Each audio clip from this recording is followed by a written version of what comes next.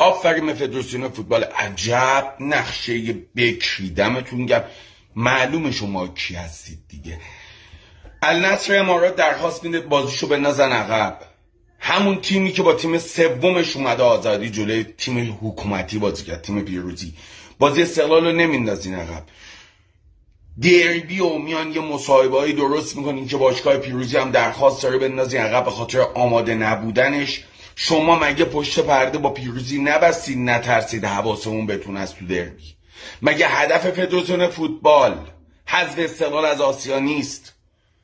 دنبال چی هستید؟ اون از داور دربیتون، اونم بازی النصر اومدین 4 تا صندلی درستابی ورزشگاه آزادی بوده، اونم کندین که یک رکوردتون شکسته نشه. دومیش اینه فضا برای النصر مهیا باشه. ما شما رو خوب میشناسیم، با 4 تا مصاحبه الکی بازی دربی رو برگزار کنید، فشارها رو از رو باشگاه پیروزی و فدراسیون کم کنید و وعده هایی که با پیام حیدری به باشگاه پیروزی دادید که چی؟ اولویت حذف استقلال از آسیاست.